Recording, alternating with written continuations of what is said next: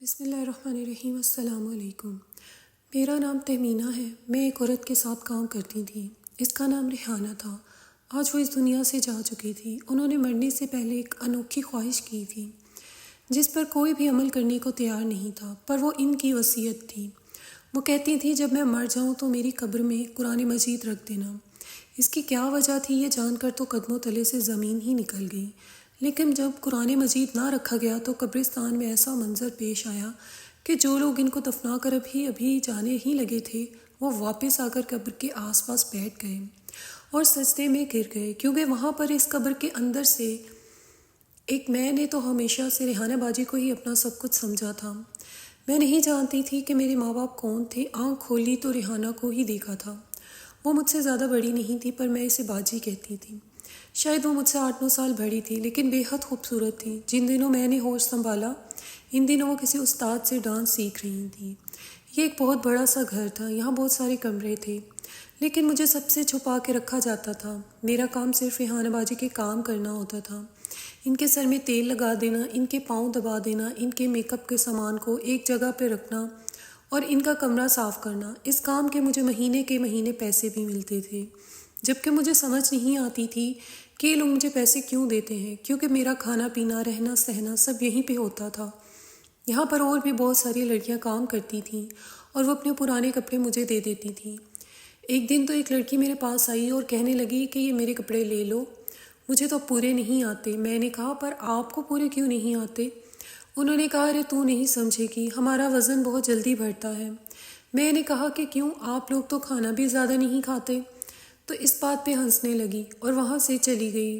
وقت کے ساتھ ساتھ ریحانہ باجی مزید خوبصورت ہوتی گئیں اور بہت زیادہ مصروف رہنے لگیں، بہت زیادہ چڑچڑی بھی ہو گئیں، بہت غصہ کرتی تھیں، سگریٹ بھی پیتی تھیں، میک اپ کر کے ان کی سکن خراب ہو گئی تھی، لیکن میک اپ کر لیتی تو بہت زیادہ خوبصورت لگتی تھیں۔ ایسا لگتا تھا کہ ان کی شکل ہی بدل گئی ہے۔ میں بھی جوان ہو گئی تھی اور اب مجھے سمجھ آ گیا تھا یہ کون سی جگہ تھی۔ نہ تو یہ کسی کا گھر تھا اور نہ ہی میں یہاں پر نوکر تھی، مجھے تو یہاں پر کوئی بیچ کے گیا تھا۔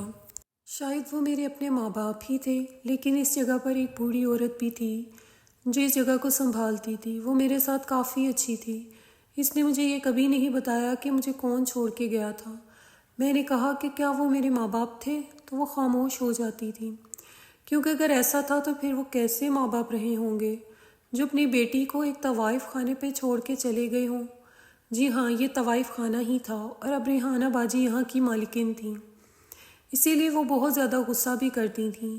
ایک دن تو میں وہیں پر بیٹھی تھی کہ اچانک ایک آدمی کمرے میں آ گیا۔ میں ریحانہ آپی کا میک اپ سنبھال رہی تھی۔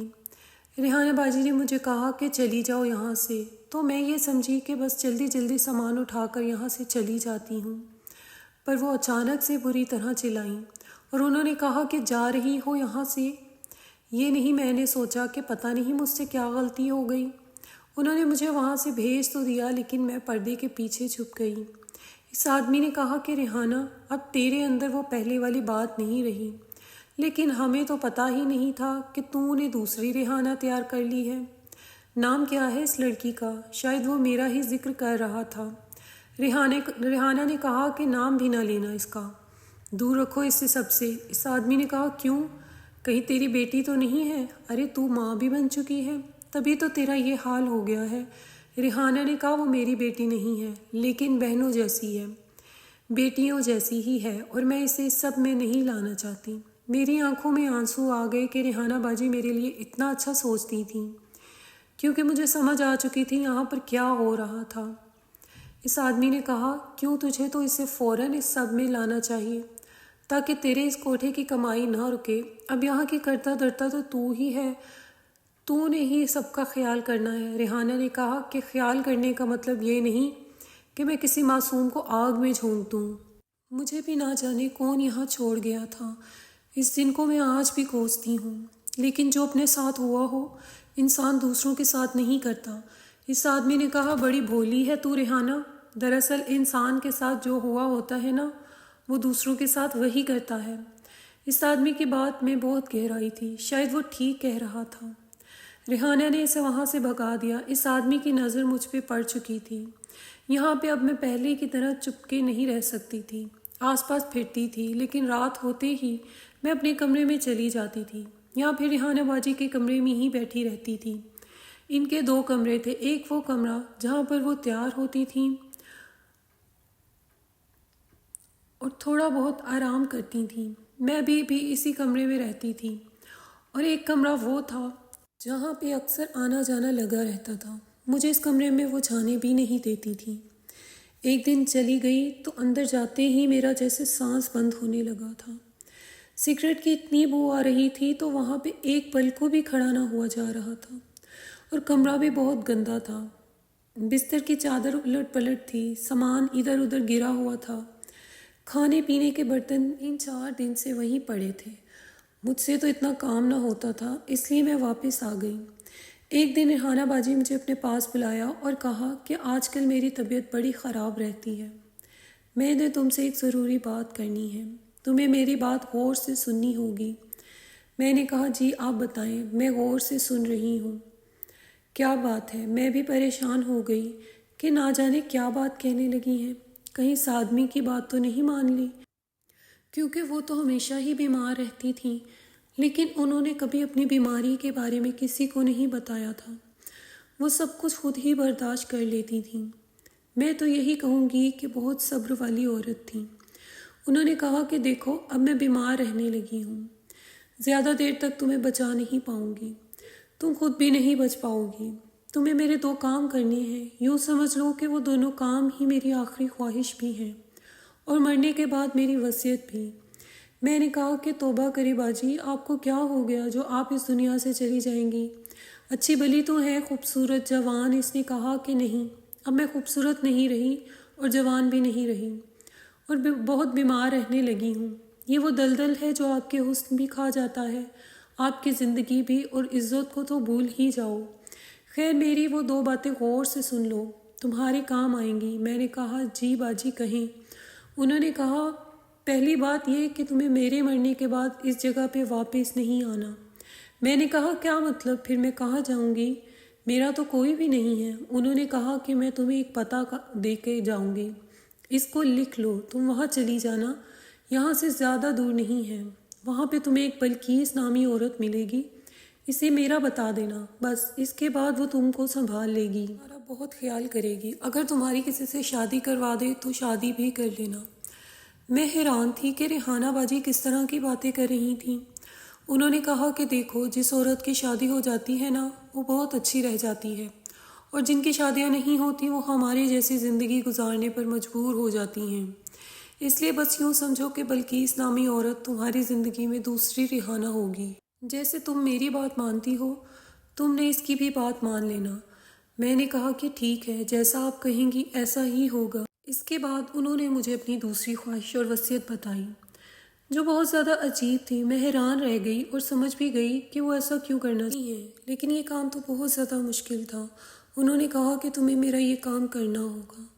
دراصل وہ چاہتی تھیں کہ جب ان کو دفنایا جائے تو ان کی قبر میں ایک قرآن مجید رکھ دیا جائے۔ یہ بات بڑی عجیب تھی، میں نے تو پہلے نہیں سنی تھی، کیونکہ میں باقی دنیا کے بارے میں زیادہ جانتی ہی نہیں تھی۔ میں نے کہا کہ باجی اگر آپ برا نہ منائیں تو سوال کر سکتی ہوں کہ آپ ایسا کیوں کروانا چاہتی ہیں، کیونکہ ایسا تو پہلے کبھی کسی کو کرتے ہوئے نہ دیکھا نہ سنا۔ انہوں نے کہا کہ ہاں میں جانتی ہوں، دیکھو میں تمہیں اپنی زندگی کی کہانی نہیں بتا سکتی، لیکن یوں سمجھ لو کہ ابھی تک میں جو کچھ بھی کرتی رہی ہوں سراسر مجبوری میں کرتی رہی ہوں۔ مجھے اللہ سے بہت ڈر لگتا ہے، مجھے پتا ہے کہ میں جب اس کے روبرو پیش ہوں گی تو میرا کڑا حساب ہوگا، اس لیے چاہتی ہوں کہ میری قبر میں قرآن رکھ دیا جائے تاکہ میں قبر کے عذاب سے بچ جاؤں، پھر آخرت میں جو ہوگا وہ دیکھی جائے گی۔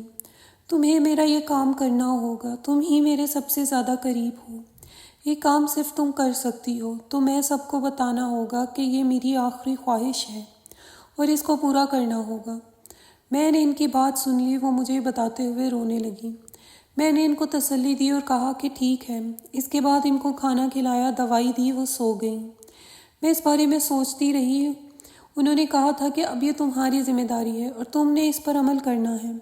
میں نے یہ بات سن تو لی تھی، لیکن مجھے معلوم نہیں تھا کہ میں اس پہ عمل کیسے کروں گی یا کیسے عمل کرواؤں گی۔ اور پھر میں سوچنے لگی کہ عمل کرنے کی ضرورت ہی نہیں پڑے گی، باجی کو کچھ نہیں ہوگا، ابھی تو وہ ٹھیک ٹھاک ہے، پر وہ کہتی تھی کہ میرے اندر بیماری ہے جو مجھے اندر ہی اندر سے کھائے جا رہی ہے۔ خیر دن اسی طرح گزرنے لگے تھے، جب ایک دن وہی آدمی جس نے اس دن مجھے باجی کے کمرے میں دیکھ لیا تھا مجھے پھر سے دیکھنے لگا۔ اس کا نام اسلم تھا، وہ یہاں پر آدمی لانے کا کام کرتا تھا، یعنی کہ وہ ایک دلال تھا۔ اس نے کہا کہ تجھے تو میں کم عمر ہی سمجھتا رہا اور تو بھی گھر کے کاموں میں مصروف رہی، لیکن تو بڑی پیاری اور جوان بن گئی ہے۔ مجھے باجی نے سمجھایا تھا کہ اگر کوئی غیر آپ کی تعریف کرے تو اس کا کیا مطلب ہوتا ہے۔ میں نے کہا کہ اپنی زبان سنبھال کے رکھ، میرے ساتھ زیادہ الٹی سیدھی بات کرنے کی ضرورت نہیں ہے، نہیں تو باجی کو بتا دوں گی۔ اس نے کہا کہ اے تیری باجی کیا کر لے گی، اب اس کے اندر کوئی دم خم نہیں رہ گیا۔ میں تو کہتا ہوں کہ تو ذرا خود کو تیار کر، استاد جی آتے ہیں نا، ان سے ڈانس وغیرہ سیکھ لے، اور اپنی اس باجی کی جگہ تو ہی لے سکتی ہے، اور کوئی بھی نہیں ہے اس پورے طوائف خانے میں، اور تو ابھی کنواری بھی ہے۔ تیرے تو بہت سارے، مجھے پتا تھا کہ وہ کیا بولنے لگا ہے۔ میں نے اسے چپ کرا دیا۔ میں نے کہا کہ میری بھی خدا سے تیرے لیے ایک دعا ہے۔ اس نے کہا کہ اچھا، مجھے دعا دے گی، چل بتا کیا دعا ہے۔ میں نے کہا کہ میری تیرے لیے یہ دعا ہے کہ تیری شادی ہو جائے۔ اس نے کہا کہ ہاں، یہ تو بڑی اچھی دعا ہے، میں بھی چاہتا ہوں کہ مجھے کوئی عورت مل جائے، میری بھی کسی سے شادی ہو جائے۔ میں نے کہا کہ پوری دعا تو سن لے۔ اس نے کہا کہ ہاں ہاں بول۔ میں نے کہا کہ میں چاہتی ہوں کہ تیری دعا ہو، تیری شادی ہو جائے، اللہ تجھے ایک پیاری سی بیٹی دے، اور پھر تیری بیٹی بھی ایک دن کسی ایسی جگہ پہ پہنچ جائے۔ جب میں ایسی بات کی تو بہت سے لال پیلا ہو گیا، اس کا ہاتھ ہوا میں اٹھ گیا۔ وہ مجھ پہ ہاتھ اٹھانا چاہتا تھا، لیکن اس کے پاس کھڑی عورتوں نے مجھے بچا لیا۔ مجھے سمجھانے لگی کہ اس کی منہ نہ لگا کر، یہ تو ہے ہی شرابی اور بدتمیز آدمی۔ وہ مجھے ایسے دیکھ رہا تھا جیسے مجھے کھا جائے گا۔ خیر میں وہاں سے چلی گئی، لیکن ایک رات کچھ بہت عجیب ہوا۔ میں اپنے کمرے میں سو رہی تھی جب مجھے ایسا لگا کہ کوئی دروازہ کھول کے میرے کمرے میں آ گیا ہے۔ کمرے کی لائٹ آف تھی، میں ڈری ہوئی تھی۔ میں نے کہا کہ کون ہو سکتا ہے؟ مجھے لگا شاید کوئی بھوت ہے، کیونکہ آج سے پہلے ایسا کبھی نہیں ہوا تھا، اور میں جلدی سو جایا کرتی تھی۔ لیکن تھوڑی دیر کے بعد میں نے کسی وجود کو اپنے آس پاس محسوس کیا۔ جب میں نے لیمپ آن کیا تو وہ کوئی اور نہیں بلکہ کوئی آدمی تھا۔ میں اسے نہیں جانتی تھی وہ کون تھا، شاید یہ سب کچھ اسلم نے کیا تھا۔ میں نے بری طرح سے چلانا شروع کر دیا۔ وہ آدمی ہنسنے لگا۔ اس نے کہا کہ یہاں پہ تو کوئی بھی نہیں ہے۔ اس سے پہلے کہ کوئی انہونی ہو جاتی، باجی وہاں پہ آ گئی۔ باجی کے ہاتھ میں ڈنڈا تھا، انہوں نے اس آدمی کے سر میں دے مارا اور وہ آدمی وہیں پہ بے ہوش ہو گیا۔ باجی نے اسلم کو بہت باتیں سنائی۔ اس نے کہا کہ اس سے پوچھ کہ تو نے یہ سب کیوں کیا، میں اس سے بدلہ لینا چاہتا تھا۔ تو جب میں نے کہا تھا کہ کوئی اس کو ہاتھ نہیں لگائے گا تو اس کا کیا مطلب ہے؟ میری بات نہیں مانو گے، تم نکل جاؤ یہاں سے، سب کے سب اپنا سامان اٹھاؤ اور دفع ہو جاؤ یہاں سے، جا کے سڑک پہ بھیک مانگو۔ ارے تم لوگوں کو تو کوئی بھیک بھی نہیں دے گا۔ وہ غصے سے لال پیلی ہو گئیں۔ انہوں نے بول بول کر اپنی طبیعت بھی خراب کر لی۔ ان کا بلڈ پریشر ہائی ہو گیا۔ اسلم وہاں سے چلا گیا۔ باجی نے باقیوں کو کہہ دیا کہ اسلم اب یہاں پہ مجھے نظر نہیں آنا چاہیے، اگر وہ مجھے یہاں پہ نظر آیا تو تم سب کو یہاں سے نکال دوں گی۔ ان لوگوں کو اپنی نوکری پیاری تھی، انہوں نے کہا کہ ایسا ہی ہوگا، وہ یہاں پہ کبھی نظر نہیں آئے گا، اور واقعی اس کے بعد وہ کبھی نظر نہیں آیا تھا۔ اس طرح جب باجی میرے پاس آئی تو میں بری طرح ڈری ہوئی تھی، رو رہی تھی۔ انہوں نے مجھے اپنی آغوش میں چھپا لیا اور کہا کہ تجھے پریشان ہونے کی ضرورت نہیں ہے، جب تک میں ہوں تیرے پہ کوئی ہاتھ نہیں ڈال سکتا، اور اس کے بعد بھی تو محفوظ رہے گی۔ میں نے وعدہ کیا ہے نا، تجھے سمجھایا ہے نا سب کچھ، بس تو ان باتوں کو ذہن میں رکھنا۔ اس کے بعد تو باجی نے مجھے وہ پتہ لکھ کے بھی دے دیا جس پہ مجھے ان کے مرنے کے بعد جانا تھا۔ باجی کی جس طرح سے طبیعت خراب ہوئی تھی، معلوم ہوتا تھا کہ ان کے اندر کوئی بیماری تھی۔ اور پھر وہی ہوا، ایک رات وہ اپنے کمرے میں سوئیں اور صبح ان کی آنکھ نہ کھل سکی۔ وہ اس دنیا سے چلی گئی۔ سب ان کے جانے سے رنجیدہ تھے۔ سب سے زیادہ دکھ مجھے ہوا تھا، میری تو جیسے بڑی بہن ہی چلی گئی تھی۔ میں بہت پریشان تھی، رو رہی تھی۔ پھر میں نے سب کو وہ بات بتائی کہ ان کی آخری خواہش اور وصیت کیا تھی۔ سب لوگوں نے کہا کہ یہ ممکن نہیں ہے، یہ نہیں ہوگا، جنازے کے ساتھ مولوی صاحب بھی جائیں گے، وہ یہاں نہیں، یہ نہیں ہونے دیں گے، اور اگر کسی کو پتہ چل گیا تو ہم سب یہ پہ ایسے ایسے فتوے دیں گے کہ ہمارا یہاں پہ رہنا مشکل ہو جائے گا۔ باجی تو چلی گئی پر ہم نے تو یہیں پہ رہنا ہے نا۔ لیکن مجھے باجی نے یہاں سے بھاگ جانے کا کہا تھا۔ انہوں نے کہا تھا کہ بس میرا یہ کام کروا کے خود بھی یہاں سے چلی جانا۔ انہوں نے مجھے تھوڑے بہت پیسے بھی دیے تھے اور سونے کے زیورات بھی، تاکہ بعد میں مجھے کوئی مسئلہ نہ ہو۔ میں نے وہ سب کچھ ایک بیگ میں ڈال کے چھپایا ہوا تھا۔ مجھے یہاں سے جانا تھا، لیکن ان کی آخری خواہش پوری کروانے کے بعد کفن دفن کی تیاری ہونے لگی اور میت کو لے کر قبرستان جانے کی بات ہونے لگی۔ مولوی صاحب کو بلا لیا گیا۔ مولوی صاحب اچھے تھے، ورنہ کچھ لوگ ایسے تھے جو کہتے ہیں کہ ہم تو ایسے لوگوں کے جنازے میں بھی شامل نہیں ہونا چاہتے۔ پر مولوی صاحب نے کہا کہ موت ہی تو وہ واحد چیز ہے جو سب انسانوں کے برابر کر دیتی ہے، چاہے کوئی امیر ہو یا غریب، کوئی بد کردار ہو یا نیک، پاک ہو، سب کو اسی طرح اٹھا کر 2 گز زمین میں دفنا دیا جاتا ہے۔ اسی لیے وہ آ گئے تھے۔ جب انہیں یہ بات بتائی گئی تو وہ بھی آگ بگولا ہو گئے۔ انہوں نے کہا کہ ایسا بالکل نہیں ہوگا، ہم ایسا ہونے نہیں دیں گے۔ یہ بھلا کیا بات ہوئی کہ 900 چوہے کھا کے بلی حج کو چلی، ساری زندگی گناہ کرتی رہی اور مرنے کے وقت اپنی قبر میں قرآن مجید رکھانا چاہتی ہے، قرآن مجید کا سہارا لینا چاہتی ہے۔ جیتے جی قرآن یاد آیا اسے؟ اگر پہلے سارے گناہوں سے توبہ کر لیتی، قرآن مجید کو پڑھ لیتی، تو اب یہ سب کچھ کرنے کی ضرورت ہی نہ پیش آتی۔ ہم سب دکھی تھے، لیکن وہ ہمیں باتیں سنا رہے تھے۔ ان کا یہاں آنا ہی غنیمت تھا۔ ظاہر ہے انہوں نے باتیں کرنے سے نہیں رکنا تھا۔ میں نے کہا کہ ان کی آخری خواہش تھی، اسی لیے مان لی جائے۔ موت تو ہر انسان کو برابر کر دیتی ہے۔ اور مولوی صاحب نے کہا کہ آپ لوگ کیا چاہتے ہیں کہ میں جنازہ پڑھائے بغیر یہاں سے چلا جاؤں؟ تو میں چلا جاتا ہوں۔ وہاں پہ تو اچھا بھلا تماشا بن گیا۔ کچھ لوگوں نے حق میں بولنا شروع کر دیا تو کچھ لوگوں نے یہ کہنا شروع کر دیا کہ ایسی عورت کو تو جنازہ بھی نصیب نہیں ہونا چاہیے، قبر بھی نہیں ملنی چاہیے، اس کو یہاں پہ دفنا رہے ہیں، یہی بڑی بات ہے۔ اور لڑائی جھگڑا شروع ہو گیا۔ لوگوں نے آپس میں بحث کرنی شروع کر دی۔ مولوی صاحب نے کہا کوئی ایک کام مجھے اس کا بتاؤ جو نیکی کا ہو، تو میں اس کی آخری خواہش پوری کرنے کے لیے بارے میں سوچ سکتا ہوں۔ کوئی ایک کام آپ لوگ بتا دیں۔ ہماری طرف کے لوگ لاجواب ہو گئے، کیونکہ ایسا کوئی بھی کام نہیں تھا۔ مولوی صاحب نے کہا کہ گانے یہ سنتی تھی، ناچتی گاتی یہ تھی، لوگوں کے ساتھ غلط تعلق اس کے تھے، لوگوں کو گمراہ یہ کرتی تھی۔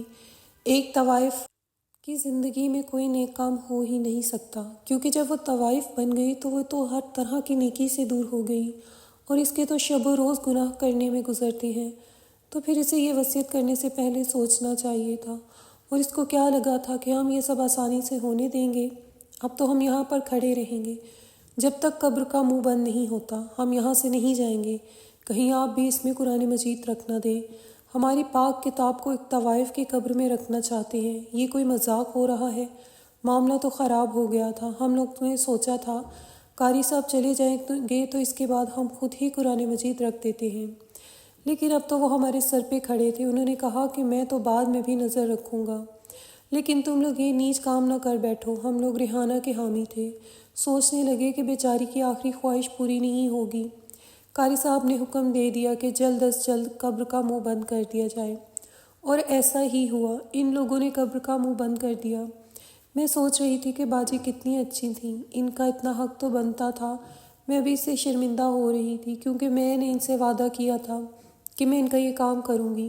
انہوں نے میری ذمہ داری لگائی تھی، اور میں نے بھی سوچ لیا تھا کہ ایسے نہیں تو ویسے پر یہ کام ضرور کروں گی، پر ایسا نہیں ہو سکا، کیونکہ اب قاری صاحب بھی محتاط ہو گئے تھے، اور مسجد قبرستان سے زیادہ دور بھی نہیں تھی۔ میں نے ایک دفعہ ان کی پھر سے منت کی تو انہوں نے کہا کہ تم کون ہو، کیوں اتنی مدد کر رہی ہو؟ اگر تم نے یہ سب کچھ کیے تو تمہیں بھی گناہ ملے گا۔ میں نے کہا کہ جو آپ مجھے سمجھتے ہیں میں وہ نہیں ہوں، میں نیک اور صاف عورت ہوں، میں نے کوئی گناہ نہیں کیا ہے۔ انہوں نے قبر کا منہ بند کروا دیا اور سب وہاں سے جانے لگے، کہ جب اچانک سے کچھ ہوا کہ سب کے قدم رک گئے اور وہاں پہ اس قبر کی طرف پلٹ آئے، اور جس شخص نے سب سے پہلے زمین پہ سجدہ کیا وہ کوئی اور نہیں بلکہ خود مفتی صاحب تھے۔ یہ دیکھ کے ہم لوگ بھی حیران رہ گئے، لیکن ایسا کیا ہوا تھا؟ ایک طوائف جو ساری زندگی بدنام رہی ہو، مرنے کے بعد اس کے ساتھ ایسا کیا ہو سکتا ہے کہ سارے علاقے کے لوگ ہی اس بات کو مان جائیں کہ وہ واقعی ایک نیک عورت تھی؟ اس نے کیا نیکی کی تھی؟ نیکی کیا کی تھی؟ شاید یہ کسی کو بھی ابھی پتہ نہ چلتا، لیکن جو معاملہ وہاں ہوا تھا وہ واقعی کسی معجزے سے کم نہیں تھا۔ ایسی کہانیاں تو لوگ ایک دوسرے کو سناتے ہیں، لیکن کسی طوائف کے بارے میں یہ کہانی زیادہ تر موجود نہیں ہوتی۔ یہ تو نیک لوگوں کی باتیں ہوتی ہیں، تو پھر یہ کیسے ہو سکتا تھا؟ کیونکہ جیسے ہی قبر کو بند کیا گیا تو ریحانہ باجی کی قبر سے ایک بہت بڑا گلاب کا پھول نمودار ہو گیا۔ ہم سب جانتے ہیں کہ دنیا میں سب سے زیادہ جس پودے کو اگانا مشکل ہے وہ گلاب ہی ہوتا ہے، اور یہ سب 5 منٹ کے اندر ہوا تھا۔ اس کی خوشبو پورے قبرستان کے اندر پھیل گئی تھی۔ یہ ایسا ہی منظر تھا جو آپ کسی کو بتائیں تو وہ اس پر یقین نہ کریں، لیکن وہاں کھڑے وہ 20-25 لوگ یہ منظر دیکھ چکے تھے، اور اب شاید ساری زندگی لوگوں کو اس کی کہانی سناتے، جیسے آج میں آپ سب کو یہ کہانی سنا رہی ہوں۔ ہو سکتا ہے کچھ لوگ ابھی بھی اس بات پر یقین نہ کر رہے ہوں، پر یہ ایک سچی کہانی ہے، اور ہم نے اپنی آنکھوں سے یہ منظر دیکھا تھا۔ سب لوگ یہ منظر دیکھ کے حیران رہ گئے اور آواز بلند کرنے لگے، ارے یہ کیا معجزہ ہو گیا! اس کا مطلب یہ نیک عورت تھی، یہ تو اللہ کی نیک بندی تھی، ضرور اس نے کوئی نیکی کی ہوگی، تبھی تو یہ منظر دیکھ رہے ہیں۔ اس کی خوشبو ایسی تھی کہ جو بھی سونگھتا وہ ایک خاص قسم کے سحر میں آ جاتا۔ گلاب بہت ہی خوبصورت تھا، اور پھر اس کے بعد جب لوگ وہاں سے چلے گئے تو اس گلاب کی مزید کونپلیں نکلنے لگیں، اور اس پہ مزید گلاب نکلنے لگے تھے۔ مفتی صاحب نے کہا تھا کہ ان پھولوں کو کوئی بھی نہیں توڑے گا، بس خود انہوں نے ایک پھول توڑ کے مسجد میں رکھ دیا۔ اب مسجد میں جو داخل ہوتا تو وہاں بھی بہت تیز خوشبو پھیل جاتی ہے۔ لوگ پوچھتے کہ یہ کون سا پھول ہے جس کی خوشبو اتنی تیز ہے؟ مفتی صاحب بھی بتاتے، لیکن ابھی بھی سب حیران تھے، یہاں پھر ریحانہ باجی ایسا کیا کیا تھا؟ خیر میں ان کو بتائے ہوئے پتے پہ چلی گئی، اور وہاں پہ بلقیس نامی عورت نے مجھے پہچان لیا۔ اس نے کہا کہ ہم تمہارے بارے میں ریحانہ نے بتایا تھا اور تمہاری تصویر بھی دکھائی تھی۔ میں نے کہا کہ آپ کون ہیں؟ میں نے کہا کہ میں اس کی دوست ہوں، کبھی میں بھی اس کے ساتھ کام کرتی تھی، لیکن پھر میری شادی ہو گئی، میں یہاں آ گئی۔ اب میرا شوہر اس دنیا میں نہیں ہے، لیکن میرا ایک جوان بیٹا ہے جس کے ساتھ ریحانہ نے تمہارا رشتہ طے کر دیا تھا۔ اب تمہیں اس کے ساتھ نکاح کرنا ہوگا۔ تبھی مجھے باجی نے کہا تھا کہ جو وہ کہیں کرتی جانا، سو میں بھی مان گئی۔ اور پھر ایک دن بیٹھے بیٹھے اس خیال آیا کہ ایک لڑکی جس کو اس کے ماں باپ نے ایک طوائف خانے پہ بھیج دیا، اور ایک ریحانہ نامی عورت نے وہاں اس کی عزت کی حفاظت کی، اس کو اچھی تربیت کی، کبھی اس پر کوئی آنچ نہ آنے دی، اور آج وہ ایک نیک انسان کی بیوی ہے، تو اس کا مطلب کہ ریحانہ باجی کی زندگی کی سب سے بڑی نیکی میں تھی۔ وہ میں ہی تھی جس کی وجہ سے ان کی بخشش ہو گئی تھی، اور ان کی قبر سے گلاب کے پھول نکل آئے تھے۔ میں ہی تو ان کی زندگی کی نیکی تھی، انہوں نے میری زندگی، میری عزت بچائی تھی۔ آج میں خوش تھی تو صرف ان کی وجہ سے۔ میرے ہاں اولاد ہونے والی تھی، میرے دل سے دعا تھی کہ میرے ہاں ایک بیٹی پیدا ہو جس کا نام میں ریحانہ رکھوں، اور اللہ نے میری یہ دعا بھی قبول کر لی۔ اللہ نے مجھے ایک پیاری سی بیٹی دے دی جس کا نام میں نے ریحانہ رکھ دیا۔ میں واپس آئی تو میرے ساتھ میرا شوہر تھا اور میری اولاد بھی۔ میں نے سب لوگوں کو بتایا کہ کیسے باجی نے مجھے بچایا تھا۔ اب اس قبر سے اتنے پھول نکل آئے ہیں کہ پورے قبرستان میں پھول ہی پھول نظر آتے ہیں۔ لوگ پھول اپنے ساتھ لے جاتے ہیں اور کہتے ہیں کہ جب تک پھول ہمارے گھر میں رہتا ہے خوشبو ختم ہی نہیں ہوتی، بلکہ اس کے بعد بھی خوشبو آتی رہتی ہے۔ ایک بھی نیکی آپ کو بچا سکتی ہے، اسی لیے آپ کو نیکی کرتے رہنا چاہیے۔ کیا پتہ ہے کہ آپ کوئی کون سی نیکی اللہ کو پسند آ جائے، کیونکہ کبھی کبھی بہت گناہ گار آدمی بھی ایک نیکی کی وجہ سے بخش دیا جاتا ہے۔ ریحانہ آپ بھی جہاں بھی ہوں گی سکون میں ہوں گی، میں ان کے لیے ہمیشہ دعا کرتی رہتی ہوں۔